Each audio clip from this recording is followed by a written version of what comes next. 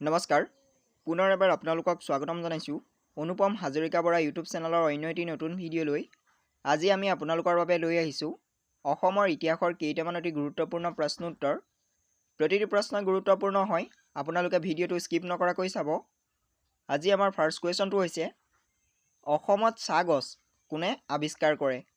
David স্কটে, captain ৱেলছে, CF ব্ৰুছে, ওপৰৰ এজনো নহয়। এই প্ৰশ্নটোৰ শুদ্ধ উত্তৰ হৈছে CF ব্ৰুছে। অসমত চাহ গছ CF ব্ৰুছে আৱিষ্কাৰ কৰে। আমাৰ নেক্সট কুৱেশ্যনটো হৈছে অসমত চাহ গছ কেতিয়া আৱিষ্কাৰ কৰে? 1815 চনৰ পৰা 1817 চনত, 1818 চনৰ পৰা 1820 চনত, 1820 চনৰ পৰা 1821 চনত, 1822 চনৰ পৰা 1823 চনত। এই প্ৰশ্নটোৰ শুদ্ধ উত্তৰ হৈছে 1822 চনৰ পৰা 1823 চনৰ ভিতৰত অসমত চাহ গছ আৱিষ্কাৰ কৰে। আমাৰ নেক্সট কুৱেশ্যনটো হৈছে অসমৰ প্ৰথম চাহ খেতিয়কজন কোন? মণিৰাম দেৱান, পিয়লি বৰুৱা, জগন্নাথ বৰুৱা, মাণিকলাল বৰুৱা। এই প্ৰশ্নটোৰ শুদ্ধ উত্তৰ হৈছে মণিৰাম দেৱান। অসমৰ প্ৰথম চাহ খেতিয়কজন আছিল মণিৰাম দেৱান। আমাৰ নেক্সট কুৱেশ্যনটো হৈছে গুৱাহাটীত কেতিয়া চাহ নিলাম কেন্দ্ৰ স্থাপিত হয়? 1970 চনত, 1972 চনত, 1974 চনত, 1975 চনত। এই প্ৰশ্নটোৰ শুদ্ধ উত্তৰ হৈছে 1972 চনত। গুৱাহাটীত চাহ নিলাম কেন্দ্ৰ 1972 চনত স্থাপিত হয়। আমাৰ নেক্সট কুৱেশ্যনটো হৈছে ভাৰতীয় ৰিজাৰ্ভ বেংকৰ প্ৰথম অসমীয়া সঞ্চালকগৰাকী কোন? জয়ন্ত মাধৱ, পাৰ্বতী প্ৰসাদ গোস্বামী, গণেশ ফুকন, ওপৰৰ এজনো নহয়। এই প্ৰশ্নটোৰ শুদ্ধ উত্তৰ হৈছে গণেশ ফুকন। ভাৰতীয় ৰিজাৰ্ভ বেংকৰ প্ৰথম অসমীয়া সঞ্চালকগৰাকী আছিল গণেশ ফুকন। আমাৰ নেক্সট কুৱেশ্যনটো হৈছে হাতী দাঁতৰ বস্তু তৈয়াৰ কৰা ঠাইখনৰ নাম কি? গুৱাহাটী, নলবাৰী, বৰপেটা, ধুবুৰী। এই প্ৰশ্নটোৰ শুদ্ধ উত্তৰ হৈছে বৰপেটা। হাতী দাঁতৰ বস্তু তৈয়াৰ কৰা ঠাইখনৰ নাম হৈছে বৰপেটা। আমাৰ নেক্সট কুৱেশ্যনটো হৈছে অসমৰ কপাহ উৎপাদন হোৱা ঠাইখনৰ নাম কি? মিকিৰ পাহাৰ, জাগিৰোড, নগাঁও, হোজাই। এই প্ৰশ্নটোৰ শুদ্ধ উত্তৰ হৈছে মিকিৰ পাহাৰ। অসমৰ কপাহ উৎপাদন হোৱা ঠাইখনৰ নাম হৈছে মিকিৰ পাহাৰ।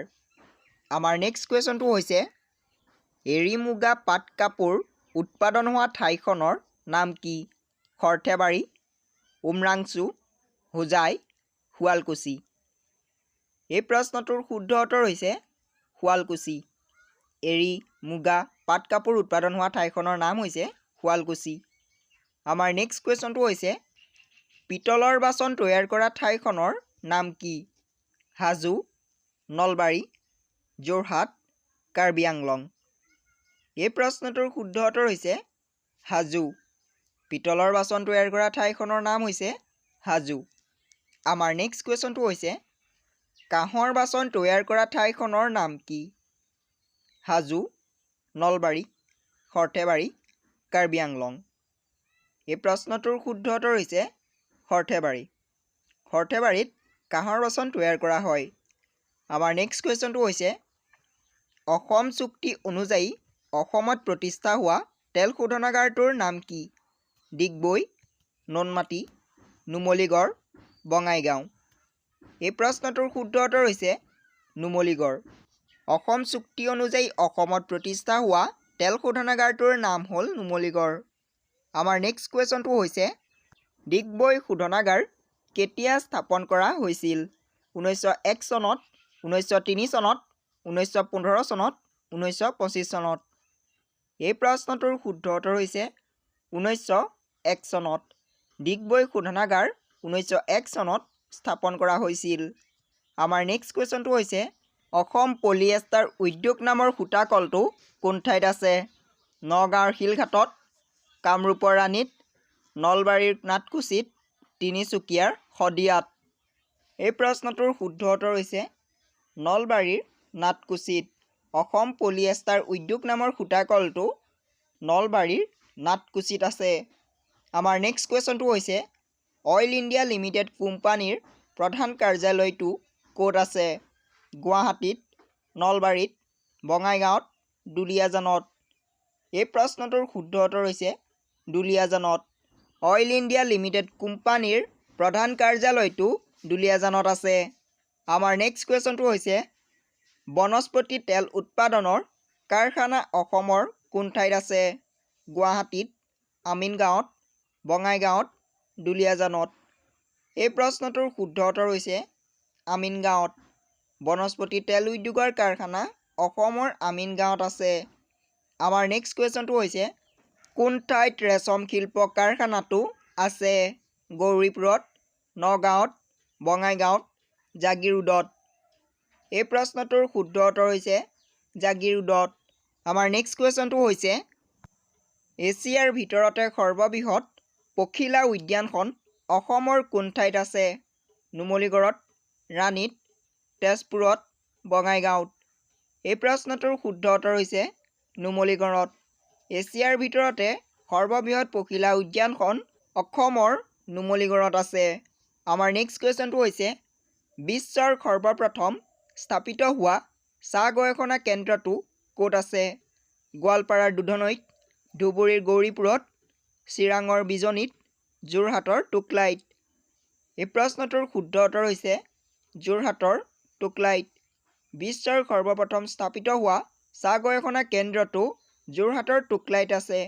আমাৰ নেক্সট কুৱেশ্যনটো হৈছে ভাৰতবৰ্ষৰ মুঠ চাহ উৎপাদনত অসমে কিমান চাহ যোগান ধৰে? প্ৰায় 51%, প্ৰায় 53%, প্ৰায় 55%, প্ৰায় 58%। এই প্ৰশ্নটোৰ শুদ্ধ উত্তৰ হৈছে প্ৰায় 51%। প্ৰশ্নটো ভুল হৈ আছে, 51ৰ ঠাইত 52 হৈ আছে। এইটো 51% হয়। আমাৰ নেক্সট কুৱেশ্যনটো হৈছে যোৰহাটৰ টুকলাইত স্থিত বিশ্বৰ প্ৰথমটো চাহ গৱেষণা কেন্দ্ৰ কেতিয়া স্থাপন কৰা হৈছিল? 1811 চনত, 1911 চনত, 1915 চনত, 1911 চনত। এই প্ৰশ্নটোৰ শুদ্ধ উত্তৰ হৈছে 1911 চনত। আমাৰ নেক্সট কুৱেশ্যনটো হৈছে গুৱাহাটীৰ নুনমাটি তেল শোধনাগাৰৰ শুভাৰম্ভ কেতিয়া হৈছিল? 1961 চনত, 1963 চনত, 1965 চনত, 1967 চনত। এই প্ৰশ্নটোৰ শুদ্ধ উত্তৰ হৈছে 1961 চনত। গুৱাহাটীৰ নুনমাটি তেল শোধনাগাৰৰ শুভাৰম্ভ 1961 চনত হৈছিল। আমাৰ নেক্সট কুৱেশ্যনটো হৈছে বিশ্বৰ দ্বিতীয়টো তেল শোধনাগাৰ অসমৰ কোন ঠাইত আছে? নুমলীগড়ত, ৰাণীত, তেজপুৰত, ডিগবৈত। এই প্ৰশ্নটোৰ শুদ্ধ উত্তৰ হৈছে ডিগবৈত। বিশ্বৰ দ্বিতীয়টো তেল শোধনাগাৰ অসমৰ ডিগবৈত আছে।